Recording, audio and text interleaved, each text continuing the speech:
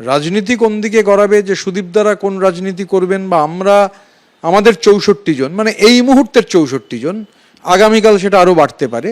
তো আমরা যারা একত্রে রয়েছে এবং আমরা অনেক দিন ধরেই যে কালেকটিভ ডিসিশন নিয়েছি, এবং আমরাই তো প্রথম, আমি এবং সন্দীপন সাহা আমরাই প্রথম এই ব্যাপারটা নিয়ে সরব হয়েছিলাম।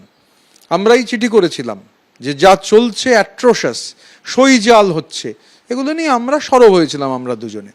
তারপর একের পর এক বিধায়করা, আমরা তাদের সবার কাছে কৃতজ্ঞ, আমরা যখন মিলিত হই আমাদের কথা হচ্ছে যে আমাদের এটা একটা কালেকটিভ, সেই কালেকটিভ একটা সিদ্ধান্ত নিয়েছে যে আমরা পশ্চিমবঙ্গের বিধানসভায় স্ট্রং বিরোধী দলের ভূমিকা পালন করব, গঠনমূলক এবং কনস্ট্রাকটিভ অপোজিশন। এবার পার্লামেন্টে এই যারা মিলিত হয়েছেন, মিলিত হওয়ার পর বোঝা যাবে 28 জন এমপির মধ্যে কিন্তু সেখানেও 2/3 বেশি সদস্য একত্রিত হয়েছেন সুদীপদার মতো, যিনি দীর্ঘ সময় দলনেতা ছিলেন, যাকে প্রায় কোনো কারণ ছাড়াই দলনেতা থেকে হটিয়ে দিয়ে ওই কর্পোরেট হঞ্চকে, ওই ক্রাউন প্রিন্সকে তার রাজ্যাভিষেকের প্রথম ধাপ হিসেবে বসানো হয়েছিল। ওনাদের বলছেন 20 থেকে 22 হবে। আপনি এক সময় বক্তব্যে বলেছিলেন আপনাদের সংখ্যা হচ্ছে 64, আপনাদেরও কি সংখ্যা বাড়বে? এখন 64, এই যে অর্ণবের সঙ্গে ঋতব্রত কথা বলছে, এখন সংখ্যাটা 64।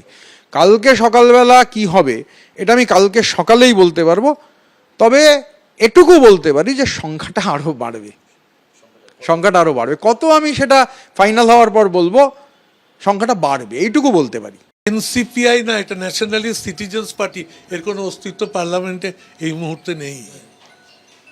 এই একটা পার্টি ফাঁকা প্ল্যাটফর্ম, সেইটা আমরা ব্যবহার করছি। এবং 20 জুলাই পার্লামেন্ট খুলবে, তখন তো 8 জন সাংসদকে নিয়ে আরও একটি দল আসবে তৃণমূল কংগ্রেসের নাম নিয়ে। তখন এই দলটি বলতে পারে আমরাই 2/3 তৃণমূল থেকে জিতে আসা সাংসদ এখানে উপস্থিত আছি। তাহলে এই দলের প্রতি আমাদেরও সমান দাবি আছে। তখনই বিষয়টি আদালতে চলে যাওয়ার সম্ভাবনা।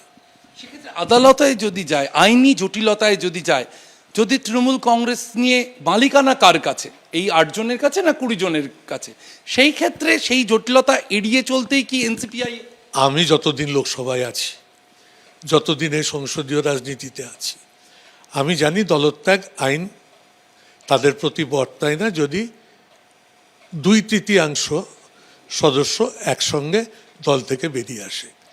এটা লোকসভাতেই হোক বা বিধানসভাতেই হোক, তৃণমূল কংগ্রেসের পক্ষে সেটা সম্ভব হয়েছে।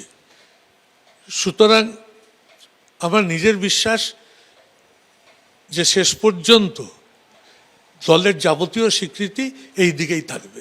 দলত্যাগ বিরোধী আইন নিয়ে একটা আলোচনা উঠে আসছে, সেক্ষেত্রে তৃণমূল কংগ্রেস ছাড়ারও কি একটা সম্ভাবনা? সুদীপ বন্দ্যোপাধ্যায় প্রতিষ্ঠাতা সদস্য, কাকলি ঘোষ দস্তিদার, শতাব্দী রায়, তাদের সামনে তৈরি হচ্ছে দলত্যাগের একটা সম্ভাবনা। আমি তো দেখছি আমার থেকে ওরা বেশি শক্তিশালী, আরো বেশি শক্ত, মানে এই দলটাকে বাঁচিয়ে রাখার ক্ষেত্রে। 20 নম্বর সইটা আমার, এবং সেই সইটা স্পিকারের ঘরে আমি আজকে করেছি। গতকাল পর্যন্ত যা প্রচার হচ্ছিল আমার সই ছিল না। সুতরাং 20 নম্বর সইটা আমার। এই দলটাকে জন্মলগ্ন থেকে তৈরি করা, এর সমস্ত সুখে দুঃখে বিপদে আপদে থাকা, সব মিলিয়ে একটা ব্যথা তো থাকেই মনের মধ্যে, কিন্তু কোনো উপায় নেই। এত সংখ্যায় বেরিয়ে আসছে মানুষ কেন, সেটাও ভাবতে হচ্ছে। এবিপি আনন্দ, এগিয়ে থাকে, এগিয়ে রাখে।